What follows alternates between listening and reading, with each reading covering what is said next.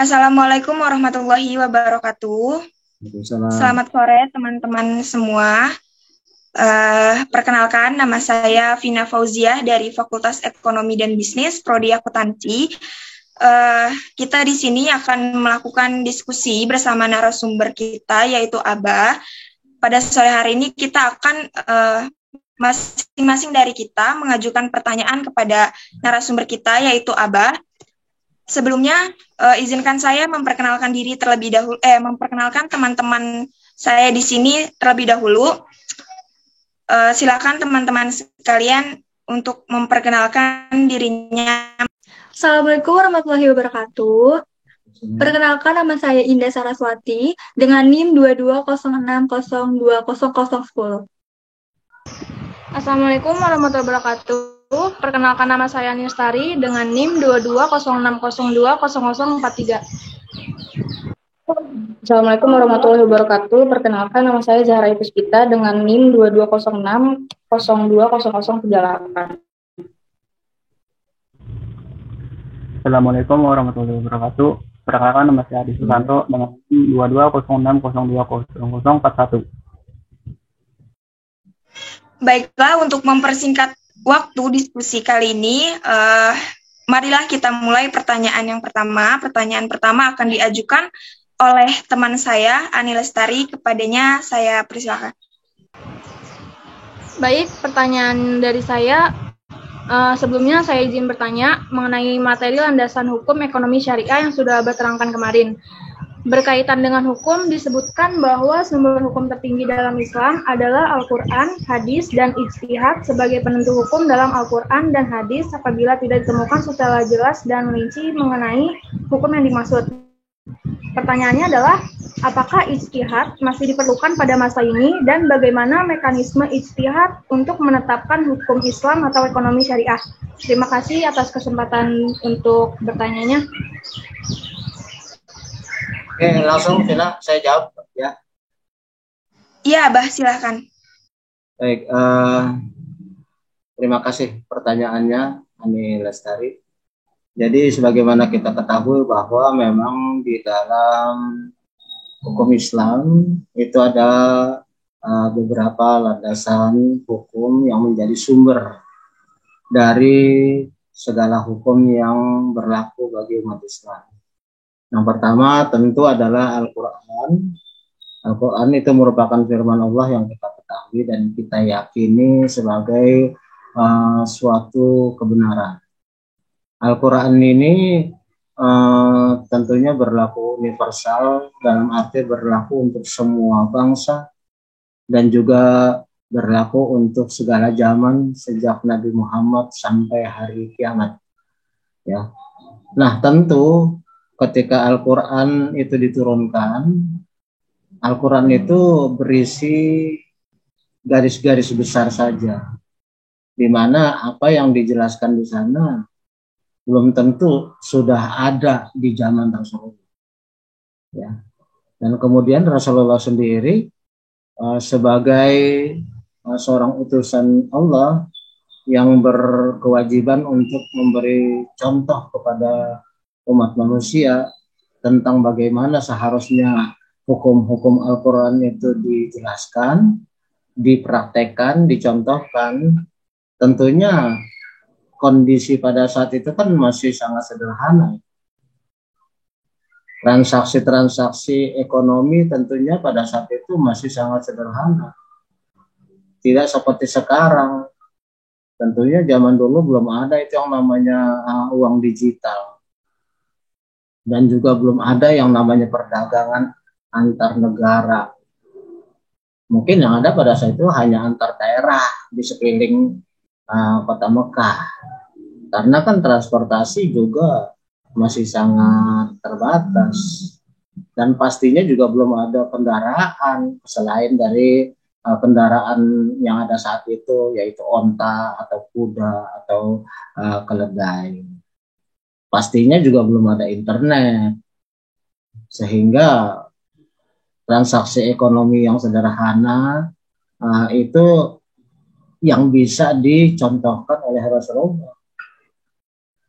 Transaksi yang sifatnya masih akan datang kemudian di zaman-zaman sekarang, yaitu zaman 1400 tahun kemudian, apalagi nanti mungkin zaman tahun 2020-an atau tahun sekian ribu, tahun 2500 misalnya, kan pasti juga udah akan berbeda dengan zaman sekarang, makin kompleks, makin rumit, makin canggih, ya. Pastinya zaman dulu itu belum bisa dong Nabi menjelaskan, apalagi memberi contoh, belum ada. Nah, maka kemudian Rasulullah ya memberikan penjelasan, kemudian memberikan contoh, tentunya hanya yang ada sesuai dengan konteks pada masa itu saja. Ya. Maka kemudian ketika zaman berubah dan banyak persoalan-persoalan yang timbul, persoalan-persoalan baru yang muncul akibat kemajuan zaman, nah, hal inilah yang diperlukan adanya ijtihad. Artinya para ulama yang kompeten, para ulama yang memenuhi syarat, para ulama yang tentunya kualitasnya sangat tinggi, yang menguasai ilmu Al-Quran dan sudah menguasai hadis, sehingga mereka mampu melakukan pemikiran, melakukan analisis untuk mencoba menerjemahkan kondisi saat ini dengan berpedoman kepada Al-Quran yang hanya garis besar, dan mungkin ada contoh-contoh yang mirip pada zaman Nabi, mungkin ada karakteristik dari transaksinya yang mirip, walaupun kondisinya berbeda, yaitu dengan adanya kemajuan-kemajuan zaman. Maka itulah fungsi dari ulama untuk melakukan ijtihad. Karena Al-Quran belum menjelaskan secara rinci, ya, karena kan harus menembus zaman, menembus ruang dan waktu. Kondisi dunia kan di satu negara dengan negara lain kan beda-beda. Maka Al-Quran nggak mungkin kalau membuat suatu penjelasan yang sifatnya detail. Pastinya hanya yang garis besar. Dan Nabi Muhammad memberi contoh pastinya sesuai dengan zamannya, ya kan. Nah, yang sekarang ini ketika semuanya sudah demikian canggih, justru peranan dari para ulama itu yang disebut ijtihad. Artinya ijtihad, para ulama itu bersungguh-sungguh berpikir untuk menganalisis, melakukan kajian, mencoba mentransfer kondisi yang ada saat ini berdasarkan penjelasan Al-Quran, berdasarkan hadis yang ada. Makanya dalam hukum Islam itu satu Al-Quran, kedua hadis, ketiga ijma, yang keempat adalah yang kita kenal sebagai suatu analogi. Analogi artinya mencoba membandingkan, mengkiaskan kondisi ini dibandingkan dengan kasus yang di zaman Nabi ada, sifat-sifatnya, karakteristiknya kurang lebih sama, tapi beda konteks, beda kondisi, kurang lebih kalau ditarik kesimpulan di zaman Nabi seperti itu, maka di zaman yang sekarang seperti ini, berdasarkan kesamaan karakternya, gitu ya. Jadi menjawab pertanyaan Ane tadi, biarpun zaman sudah berubah kayak apa, dengan metode yang seperti itu akan tetap bisa diambil hukum-hukum, fatwa-fatwa baru sesuai kondisi kekinian. Jelas ya, Ani? Iya, Abah, jelas. Terima kasih. Oke, silakan yang berikutnya. Oke, terima kasih Abah untuk jawabannya. Berikutnya pertanyaan kedua akan diajukan oleh teman saya, Zahra. Silakan.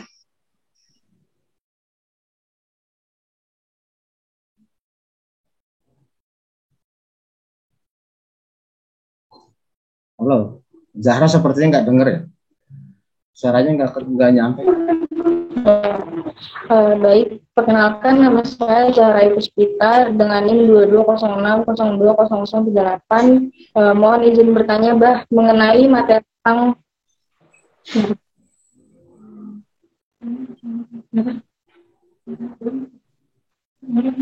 ulangi lagi, Bah. Ya,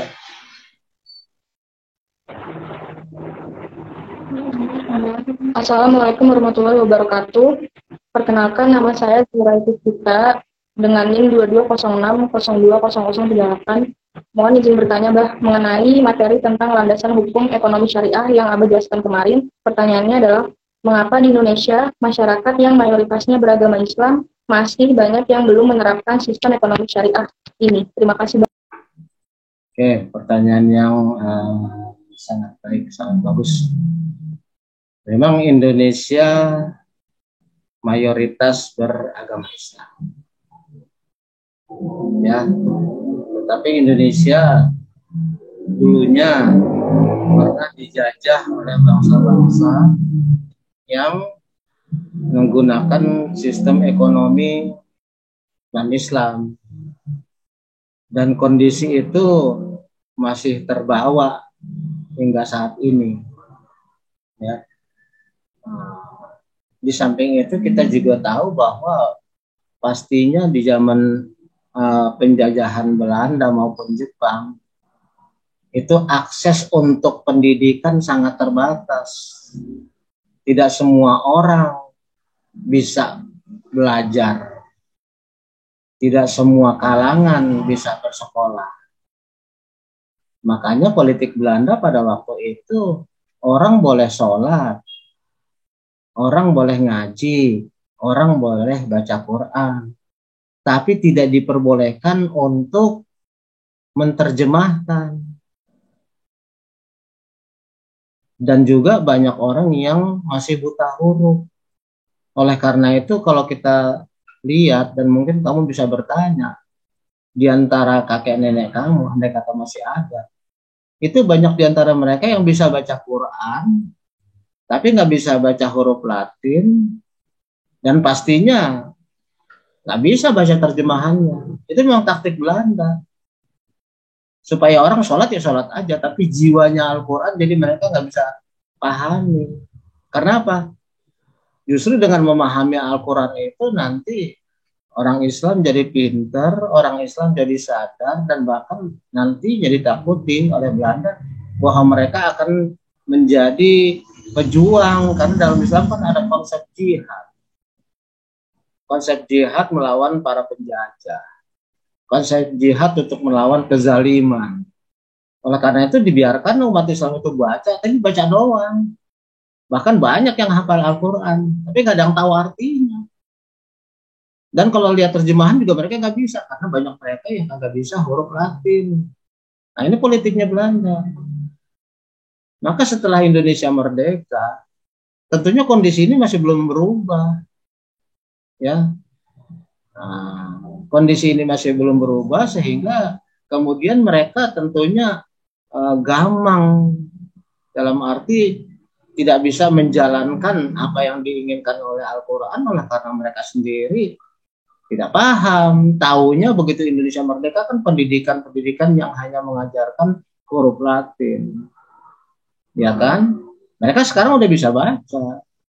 Nah, tapi juga karena kebiasaan mereka hanya baca Al-Quran, tidak bisa baca terjemahannya, ya maka kemudian terjadilah bahwa mereka itu tidak banyak mengetahui apa isi Al-Quran.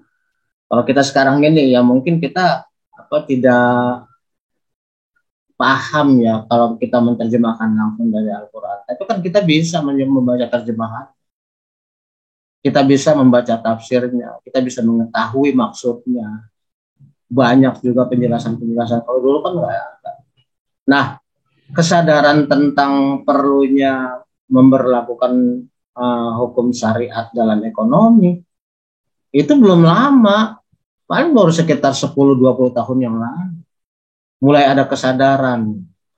Dan itu juga tentunya akan ada pihak-pihak lain yang keberatan. Kenapa? Karena umat Islam di Indonesia ini kan mayoritas. Khawatirnya kalau mereka sudah memahami ekonomi syariah dan memahami syariah yang lain, nah terjadilah yang seperti sekarang ini, banyak kemudian yang menuntut supaya ideologi negara itu diganti dengan syariat Islam. Maka orang-orang tertentu yang tidak menginginkan itu terjadi tentunya akan berusaha memutarbalikkan fakta ataupun menciptakan suasana di mana umat Islam akhirnya menjadi pertama tidak mengerti ajaran Islam, kedua menjadi fobia terhadap Islam sendiri. Sehingga kemudian di bidang ekonomi mereka mulai menjalankan, tetapi kemudian di bidang-bidang lain, terutama di bidang politik, mereka nggak mau ada syariat Islam. Alasannya Indonesia bukan negara agama. Ya. Padahal hukum yang efektif adalah hukum yang sesuai dengan kondisi mentalitas, kondisi kebiasaan, perilaku dari masing-masing warga negaranya, yaitu kalau kita mayoritas Islam tentunya hukum Islam yang paling cocok, bukan hukum Belanda, bukan hukum kolonial. Hukum kolonial kan Belandanya udah pergi, kenapa hukumnya masih kita pakai? Nah, disinilah terjadinya ada banyak arus kepentingan yang saling bertentangan. Di satu pihak, umat Islam masih belum jelas benar memahami syariat Islam. Terus kedua, yang ada kemudian seolah-olah ajaran Islam itu diwujudkan, dicontohkan oleh perilaku yang tidak sesuai dengan Islam, seperti perilaku yang kasar, perilaku yang intoleran, perilaku yang senang mencaci maki, perilaku yang senang dengan kegaduhan. Akibatnya umat Islam sendiri jadi takut terhadap ajaran Islam. Mereka sholat, mereka ngaji, tapi lihat contohnya seperti itu, mereka jadi ragu, jangan-jangan kalau Islam dijalankan nanti akan jadi seperti Afghanistan, akan menjadi seperti Yaman, akan seperti Libanon yang perang melulu. Padahal contoh-contoh yang kita sebutkan tadi pastinya bukan contoh Islam. Kalau kita balik ke zaman Nabi Muhammad, tidak ada kekerasan di sana. Kalau memang ada kekerasan, tentunya tidak mungkin di negara atau di kota Madinah, di kota Mekah itu masih ada orang Yahudi, masih ada orang Kristen, masih ada penyembah berhala. Kalau main kekerasan, pastilah semuanya di negara itu ya Islam semua, dipaksa. Nah, buktinya zaman Nabi sendiri ada itu orang Yahudi, ada orang Kristen, ada pagan penyembah berhala. Nabi hanya menyampaikan bahwa yang sebenarnya menurut firman Allah adalah ini. Anda mau ikut atau enggak ya terserah Anda. Cuma karena sekarang zaman itu ya, ketika Islam sudah menjadi penguasa, katakanlah di bawah Rasulullah, maka tentunya orang-orang yang non-muslim itu diminta partisipasinya. Kan saya melindungi kalian dari kejahatan-kejahatan orang, dari perampokan dan segala macam. Wajar kalau kalian kemudian bayar kami, yang itu disebut sebagai pajak jizyah, pajak yang dikenakan oleh umat Islam terhadap non-muslim. Ya sama aja sih, kalau kita pengen aman dijaga kan bayar satpam. Seperti itu aja, bayar keamanan supaya aman. Tetapi soal agama silakan, nggak ada masalah. Nah ini yang kemudian oleh musuh Islam, orang yang tidak senang Islam kemudian nanti berlaku di Indonesia, diputar-balik, dan kemudian saya sendiri, mohon maaf ya, saya sendiri dengan ragu tuh dengan orang-orang yang meneriakan pemberlakuan syariat Islam. Kenapa? Loh, dilihat dari contoh perilakunya aja seperti itu, padahal Islam sendiri nggak pernah ngajarkan kayak gitu. Mana ada Islam tuh ngata-ngatain presiden goblok. Yang ada Islam itu mengajarkan bahwa ya ayyuhalladzina amanu atiullaha wa atiur rasul wa ulil amri minkum. Wahai orang yang beriman, taatlah Allah, taatlah Rasul, dan taatlah pemimpin kamu. Bukan pemimpin dibego-begoin, dibilang pelangak-pelongo, dibilang inilah, dibilang itulah. Itu berarti bukan Islam. Nah, kalau contoh-contohnya yang kita lihat dalam masyarakat seperti itu, otomatis umat Islam jadi ragu terhadap ajaran Islam sendiri. Jadi dibuat suatu situasi sehingga kamu sendiri sebagai mahasiswa muslim belum tentu yakin terhadap ajaran Islam. Karena contohnya kayak gitu. Yang ada dalam bayangan kita adalah kalau misalnya Islam diberlakukan nanti kayak Yaman, terjadi pembantaian. Terjadi seperti dicontohkan oleh ISIS. Terjadilah seperti apa yang dicontohkan oleh Al-Qaeda, pemboman sana sini. Ya otomatis Akibatnya pemberlakuan umat Islam syariatnya itu sekarang ini hanya berlaku untuk ekonomi aja. Ada perbankan syariah, ada pinjam meminjam syariah, ada gadai syariah. Jadi masih dalam bidang ekonomi. Tetapi untuk bidang lain orang masih alergi, termasuk orang kita. Karena yang diomongin oleh para pencetus yang mengaku membawa panji Islam, contohnya tidak seperti yang dicontohkan oleh Rasulullah. Gitu ya. Jadi jawaban saya adalah seperti itu, Zahra. Bagaimana kita mau memperlakukan kalau contohnya seperti itu, kita juga udah jadi ragu. Besok-besok kalau misalnya Islam diberlakukan, jangan-jangan mulu jadinya, ketakutan doang. Padahal Islam sendiri nggak pernah mengajarkan gitu. Oke, saya kira gitu kalau jawaban singkat saya, Zahra. Terima kasih pertanyaannya. Silakan yang lain lagi. Baik, terima kasih Abah atas pertanyaannya. Langsung saja ke pertanyaan yang ketiga, yaitu yang akan diajukan oleh teman saya, Indah Saras. Kepadanya saya persilakan. Oke. Silakan Indah. Abah, sebelumnya saya izin bertanya bahwa kata Abah Islam menginginkan kesejahteraan untuk seluruh umat manusia. Ya. Lalu, bagaimana prinsip ekonomi syariah dapat melandasi kegiatan perekonomian setiap manusia di suatu negara? Terima kasih, baik. Abah. Pertanyaan bagus, Indah. Kalau kita lihat kapitalisme mengajarkan kebebasan individu. Negara nggak boleh ikut campur, agama nggak boleh ikut ngatur. Maka yang terjadi kemudian individu itu akan mencari kekayaan sebesar-besarnya dan tidak mempedulikan orang lain. Apalagi kemudian kapitalisme mengajarkan adanya riba. Kan sudah berkali-kali dijelaskan bahwa dengan adanya riba itu orang yang lagi sulit itu malah jadikan objek ekonomis. Wah, Indah lagi susah nih, nanti kalau dia minjem sama saya maka minjam 1 juta jadi 1.200.000. Nanti kalau cicilannya nggak beres kena bunga lagi. Sampai akhirnya bunga berbunga dan seterusnya, utang Indah yang cuma 1 juta akhirnya jadi numpuk sekian banyaknya. Apakah sistem ekonomi kapitalis itu membuat sejahtera masyarakat? Ya tentu tidak, karena yang sejahtera itu tentunya orang yang punya duit. Orang yang nggak punya duit makin melarat. Maka dalam sistem ekonomi kapitalis yang ada, yang sejahtera itu adalah para konglomerat, para pemodal, para orang kaya. Dan bahkan orang kaya itu sering-sering mempekerjakan buruhnya overtime tidak dibayar. Mungkin kalau kamu kerja, kamu merasakan sering diajak lembur, tapi disuruh lembur, tapi kemudian nggak dihitung. Nah itulah kapitalis. Ya. Nah, kemudian sistem komunis semua orang justru tidak muncul, individu tidak muncul, yang muncul adalah masyarakat alias negara. Jadi semua-muanya atas nama negara, sehingga individu tidak punya hak apa-apa, tidak punya hak pribadi, semuanya atas nama negara. Otomatis yang namanya negara kan pasti ada pemimpinnya. Nah pemimpin itulah yang kemudian jadi kaya. Jadi rakyat disuruh bersusah tidak punya hak kepemilikan pribadi, tapi para pemimpin berfoya-foya, dan itu terjadi dalam sejarah negara komunis manapun.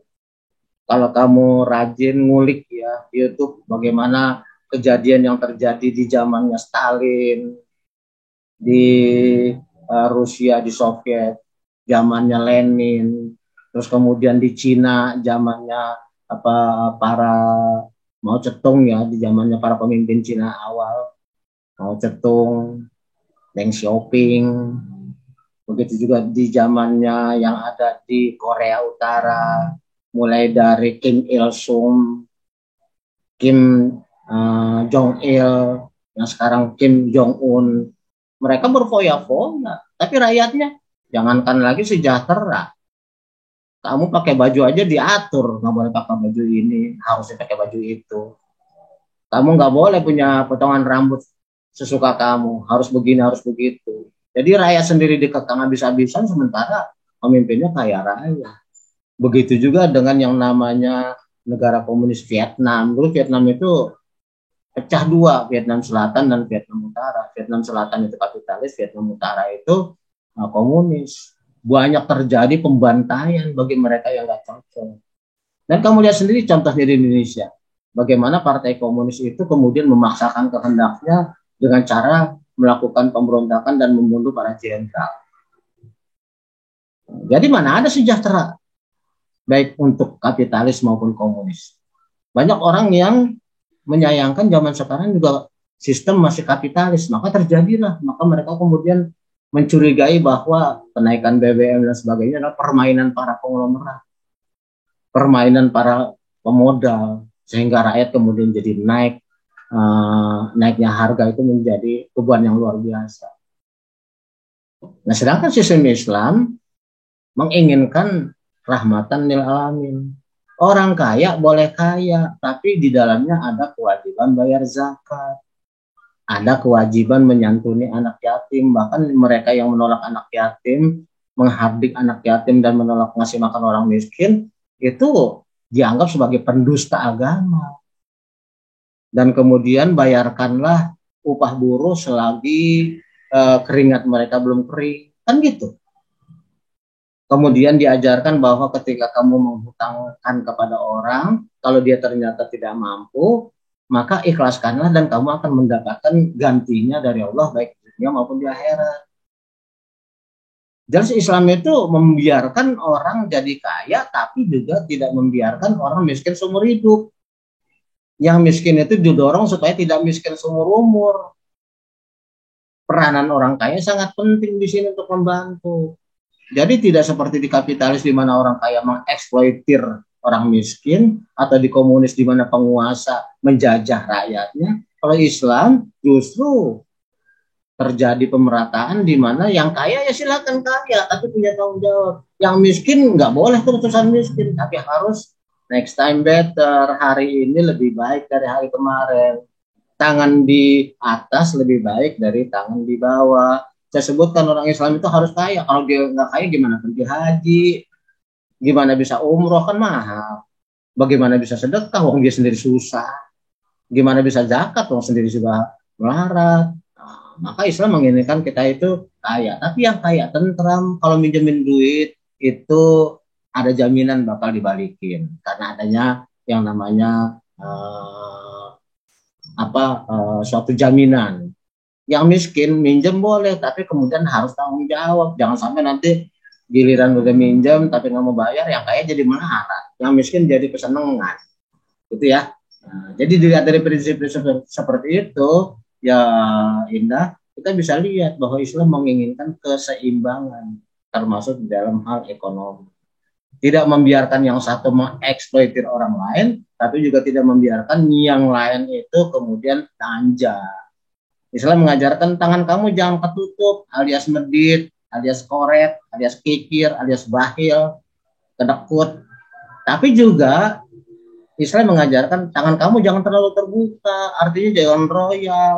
Kalau ngasih pinjam ya lihat dulu orangnya kayak apa. Jangan kasih-kasih aja, nanti giliran ditagih marah-marah kamu juga yang susah. Kan gitu. Jadi kita menginginkan suatu keseimbangan. Ya Indah ya. Ya, Abah, terima kasih. Oke, silakan lagi yang berikutnya. Baik, terima kasih Abah atas jawabannya. Langsung saja ke pertanyaan yang selanjutnya oleh Adi, kepadanya saya persilakan. Mohon izin untuk bertanya, Bah. Ya.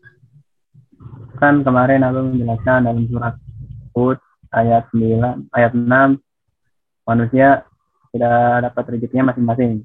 Ya. Kemudian jika manusia itu mencari rezekinya dengan cara yang salah, apakah itu akan berpengaruh pada rezekinya yang sudah ditakdirkan itu, Bah? Oke, baik. Di dalam Al-Quran Allah mengajarkan bahwa setiap manusia itu akan mendapatkan sesuai dengan apa yang dia usahakan. Satu. Jadi rezeki itu tidak datang begitu saja dari langit, ya kan? Tapi tergantung usahanya seperti apa.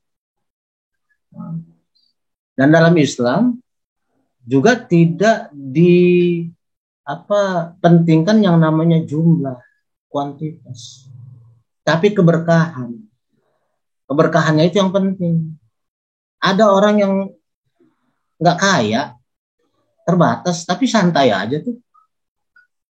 Nggak gelisah, nggak ketakutan. Nggak ketakutan bakal kelaparan, nggak ketakutan anaknya nggak sekolah. Dia percaya semuanya sudah ada pengaturan dari Allah. Sepanjang kitanya mau berusaha, mau berikhtiar, dan tetap berdoa. Makanya kemarin saya sebutkan ayat Al-Quran yang mengatakan bahwa ketika kamu sudah menunaikan sholat, maka bertebaranlah di muka bumi untuk mencari rezeki. Artinya dalam mencari rezeki itu kita tentunya jangan melupakan Allah. Terus kemudian juga harus cerdas. Dalam arti tahu cara yang baik untuk mencari uang itu seperti apa. Cara yang cerdas juga untuk bisa mengelola uang itu kalau udah dapat seperti apa. Dan sama sekali tidak ada ajaran bahwa kita tuh disuruh numpuk-numpuk uang. Ini beda dengan ada agama yang lain ya. Seperti mohon maaf, seperti agama Konghucu. Mereka mengajarkan bahwa apa yang kita dapat di dunia ini, itulah nanti akan kita dapat di akhirat. Makanya kemudian kamu lihat kan kalau orang-orang Chinese itu meninggal kan suka ada bakar-bakar uang-uangan, kertas, ya kan? Bakar-bakar istana-istanaan, mobil-mobilan, ada penjaga-penjaganya. Itu perlambangan bahwa itulah yang akan mereka dapatkan nanti. Oleh karena itu orang-orang Chinese itu mereka sangat materi dalam arti mementingkan keuangan, harta. Karena harta itulah yang akan dibawa ke negeri akhirat. Saya pernah nonton film Cina ya. Di sana itu kemudian, ini mohon maaf bukan soal rasis atau apa, saya hanya menjelaskan, saya pernah nonton film di mana digambarkan bahwa ketika orang itu mati lalu kemudian ditanyakan, kamu punya apa? Kalau dia kemudian membawa emas, gelang emas, kalung emas, banyak uang, itu diperbolehkan melewati jembatan. Kalau kita mungkin jembatan Shiratal Mustaqim, artinya mereka boleh masuk surga. Tapi kalau orang yang nggak punya apa-apa, nggak bawa emas, nggak bawa apa, ditolak, malah masuk dilemparin ke neraka. Inilah perbedaannya. Jadi kalau Islam itu bukan itu yang diinginkan, tapi sebaik-baik amal itu adalah ketakwaan. Innama akramakum indallahi atqakum. Yang paling mulia di antara kamu manusia adalah ketakwaan kamu. Jadi bukan soal jumlah harta. Makanya kemudian dalam hukum waris laki-laki itu dapat bagian 2 kali bagian perempuan. Islam mengajarkan perempuan jangan terlalu kemaruk dengan harta apa? Karena meskipun sedikit kalau kamu mensyukurinya itu akan menjadi keberkahan. Kenapa? Kan laki-laki harus menanggung keluarganya. Sementara perempuan akan ditanggung oleh suaminya. Maka bagian perempuan itu lebih sedikit ketimbang bagian laki-laki.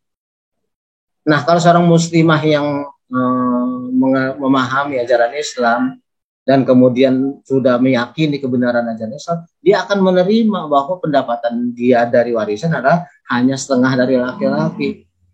Tapi kalau misalnya dia itu orang yang katakanlah mementingkan harta, maka dia maunya sama rata, laki-laki perempuan sama aja. Laki-laki dapat segitu, perempuan dapat segitu.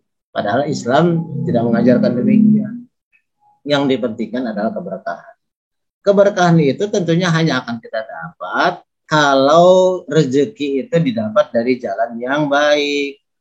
Kalau jalannya jalan yang tidak baik seperti korupsi atau menggarong atau menyelundup atau menipu, ya sudah pasti itu akan mempengaruhi. Mempengaruhi dalam apa? Kan tidak ada keberkahan sehingga mungkin orang yang korupsi itu nantinya akan senantiasa diliputi ketakutan, jangan-jangan ketahuan. Jangan-jangan nanti kebongkar nih. Jangan-jangan nanti ketangkap nih. Makanya kemudian kadang-kadang orang korupsi itu hartanya kemudian dititipin sama orang-orang terdekatnya, sama supirnya, sama istri mudanya, atau siapa. Lalu kemudian sopirnya atau istri mudanya itu curang. Begitu si koruptor masuk penjara, uangnya itu dihabisin, diambil sendiri. Si koruptor kan nggak bisa berbuat apa-apa, dia mau tuntut, jadi ketahuan dong bahwa dia itu punya uang banyak. Nah, makanya kemudian si sopir itu pinter, nggak bakal berani si koruptor itu nuntut. maka kemudian dia pakai aja uangnya itu. Jarang sekali kemudian begitu seorang koruptor itu bebas, lalu kemudian hartanya dibalikin, nggak ada cerita itu. Yang ada begitu dititipin, ya wassalam, dipakai sendiri. Nah gitu ya. Jadi istilahnya uang-uang yang tidak dihasilkan dari jalan yang halal, pastinya tidak akan membawa keberkahan dan pastinya akan membawa masalah-masalah berikutnya. Termasuk anak-anaknya. Kalau orang koruptor kan nggak mungkin ngajarin anaknya ngaji. Dia sibuk kok dengan uang-uangnya itu. Pasti uang yang hasil dari kejahatan kemungkinan dia akan pergunakan untuk hal-hal yang tidak benar juga. Maka nggak mungkin anak-anaknya dididik. Maka begitu dia mati, anak-anaknya bukan doain malah berebutan harta. Tidak jarang kemudian mereka saling bunuh. Nah itulah yang saya katakan bahwa Islam itu mengajarkan kita untuk mencari dengan cara yang baik, membelanjakan dengan baik juga.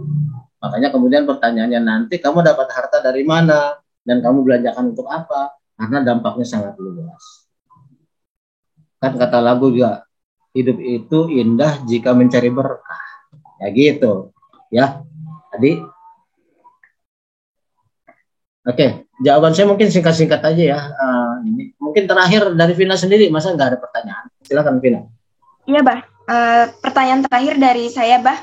Izin bertanya, Abah, seperti yang Abah bicarakan di materi, bahwasanya Indonesia ini sudah menerapkan lembaga keuangan syariah dengan landasan 2 diantaranya, yaitu Al-Quran dan Hadis. Pertanyaannya adalah, ada nggak sih, Bah, kendala terbesar dalam pengembangan lembaga syariah di Indonesia ini? Terima kasih, Bah. Pertanyaan bagus, Vina. Jadi seperti waktu saya menjawab yang tadi ya, entah Zahra, entah Hani Lestari, bahwa kendala utamanya adalah kita sendiri belum tahu bagaimana Islam mengatur masalah ekonomi. Cara Vina sendiri kalau bertanya, tahu nggak kamu yang namanya mudharabah? Tahu nggak kamu yang namanya wadiah? Pasti jawabannya belum tahu, begitu kan? Belum, Bah. Apa udah tahu? Pasti banyak kan belum. Ini di kalangan terdidik saja, kalangan mahasiswa. Apalagi di kalangan yang tidak terdidik. Paling yang tahu tuh anak-anak pesantren yang memang dididik secara agama. Belum tentu juga mereka secara ekonomi memahami. Mungkin hafalan aja Al-Quran. Mungkin hafalan aja ayat-ayat hadis-hadisnya. Tapi masalah ekonomi belum tentu juga mereka paham.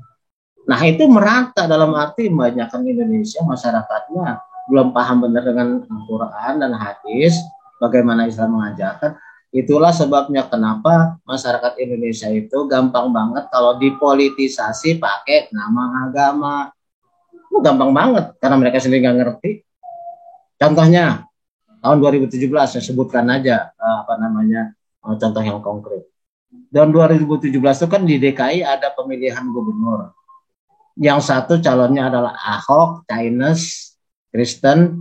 Satu lagi adalah Anies Baswedan, Islam, Arab. Tapi kemudian dipakailah politik identitas. Yang bela Ahok, kafir. Nanti kemudian kalau mati nggak diurusin, nggak mau disolatin. Bahkan ada masjid-masjid yang pasang spanduk tidak menerima untuk melakukan pensolatan ataupun perawatan dari orang-orang yang katakanlah membela Ahok. Coba lihat tuh, kan politisasi agama. Akibatnya memang Anies menang, tapi kan ada korban, yaitu ada orang yang kemudian kebetulan wafat pada saat itu, tapi nggak ada yang mau sholatin. Coba, apakah Islam ngajarin kayak gitu? Apakah Islam membolehkan bahwa kita itu membawa-bawa agama dalam masalah politik sampai-sampai orang yang tidak membela Anies kemudian tidak boleh disolatkan, tidak boleh diuruskan jenazahnya? Itu kan sangat berlebihan dan mempolitisasi agama. Kan tidak mungkin Islam mengajarkan seperti itu. Pilkada ya pilkada, pilpres ya pilpres. Tapi masalah agama kan masalah keyakinan yang menjadi tanggung jawab bahwa merawat menyelenggarakan suatu upacara untuk perawatan mayit sampai dia terkubur. Itu kan kewajiban, fardu kifayah. Kewajiban bersama masyarakat. Tapi kok kemudian ada yang dirubah seenaknya menjadi fatwa bahwa yang bela Ahok kemudian nggak boleh lagi disolatin karena tergolong bela kafir. Lah itu dapat fatwa dari mana? Maka kembali lagi ke pertanyaan sebelumnya. Ulama itu sangat berperan. Kalau ulamanya lurus, maka dia akan memberikan pelajaran yang lurus. Tapi kalau ulamanya itu penuh dengan kedengkian, penuh dengan kebengkokan hati, apalagi kemudian ada bayaran-bayaran, kemudian ada niat-niat politik, ya agama dijadiin alat. Ingat ya, seperti itu. Kenapa? Karena kondisinya. Jadi menjawab pertanyaan secara umum, kenapa syariat Islam belum digunakan sampai saat ini? Ya itu, mereka aja belum ngerti. Ya ada kemudian kalau diberlakukan syariat Islam, kebayang itu, wah begini mengerikan. Nah itu sengaja oleh orang-orang non-muslim digembar-gemborkan. Besok kalau Islam berlaku nanti kamu jadi kayak Syria loh, jadi kayak Yaman loh. Nanti kamu dipenggal loh. Nanti kamu akan perempuan-perempuan itu nggak boleh begini, nggak boleh begitu loh. Harus pakai nikab semua loh. Padahal yang dicontohkan itu juga bukan Islam kok. Itu kan yang berlaku di sana dan itu ajaran Islam. Sebagai contoh aja katakanlah perempuan itu kan auratnya cuma muka dan 2 telapak tangan. Lalu kemudian kalau pakai nikab, pakai cadar, itu budaya, bukan agama. Tapi sekarang seolah-olah itu jadi kewajiban, maka kemudian perempuan jadi takut. Nah, kamu aja suka rela pakai jilbab, tapi kamu kan takut semua. Kemudian kamu kemana-mana yang kelihatan cuma mata kamu doang. Ya, nanti kamu jadi nggak kelihatan cantiknya, cuma kelihatan matanya doang. Begitu. Jadi kita ini ditakut-takuti karena kita sendiri memang nggak ngerti. Maka kemudian pemberlakuan syariah itu Islam itu menjadi tersendat-sendat. Utamanya adalah kita, banyak pemimpin kita, banyak ya, bukan berarti semua, bukannya mencerahkan tapi malah memperalat, membodohi demi kepentingan politik. Coba lihat tuh, ada ustadz yang kemudian mengajarkan sedekah. Wah, lalu orang kemudian ngasih kalungnya disedekahkan. Terus kemudian mobilnya disedekahkan, motor disedekahkan, nanti dipakai sendiri. Banyak kan kayak gitu kan? Kayak gitu. Jadi menyalahgunakan. Terus ada lagi orang yang kemudian mengedarkan kotak-kotak amal. Nggak dipakai sendiri. Pernah ingat nggak ada kasus 20.000 kotak amal yang seluruh Indonesia ini yang kemudian menghasilkan sekian ratus miliar, tapi ternyata dipakai sendiri oleh kelompok mereka. Nah begitu. Jadi di sini umat Islam itu antara ulamanya yang masih seperti itu dan umatnya yang masih banyak yang bodoh, makanya gampang banget dipolitisasi. Nah kamu di kalangan mahasiswa juga masih belum penuh. Kamu aja diberikan aspek hukum lalu Islam kan cuma 1 semester. Bisa kamu pelajari semuanya? Gak bisa, nggak mungkin cuma 1 semester. Artinya kamu sekedar kenal kulit-kulitnya aja. Oke, saya kira gitu ya, Vina ya. Nah, waktu kita sangat terbatas, sudah keburu maghrib, dan kemudian mohon maaf jika jawaban saya hanya sekilas-sekilas saja. Nanti akan kita teruskan pada kuliah-kuliah berikutnya. Silakan, Vina. Iya, Bah. Terima kasih. Diskusi di sore hari ini sudah selesai. Terima kasih kepada Abah atas jawaban yang memuaskan dan terima kasih atas kesempatan yang diberikan untuk diskusi kali ini, Bah. Baik, saya kira juga demikian, Vina. Terima kasih. Kamu pinter kok, punya bakat kamu jadi host. Oke, gampang menyesuaikan diri. Ya begitu, yang juga yang lain ya, nggak kelihatan kaku ya. Zahra, Ani, Indah, dan Adi Susanto, terima kasih semua atas partisipasinya. Mudah-mudahan yang kita lakukan saat ini ada manfaatnya baik bagi diri kita maupun bagi teman-teman kita yang satu kuliah maupun yang ikut nonton video-video kita. Saya akhiri pertemuan kita kali ini. Saya akhiri, nanti saya kembalikan ke host. Saya mengakhiri uraian saya saja. Wabillahi taufiq wal hidayah. Wassalamualaikum warahmatullahi wabarakatuh. Saya kembalikan ke host. Waalaikumsalam warahmatullahi wabarakatuh. Ya, Abah, terima kasih kepada Abah dan teman-teman sekalian yang sudah hadir di diskusi kali ini. Baik, untuk sore ini kita cukupkan diskusi kali ini. Terima kasih kepada Abah dan saya cukupkan kali ini. Wassalamualaikum warahmatullahi wabarakatuh. Waalaikumsalam warahmatullahi wabarakatuh.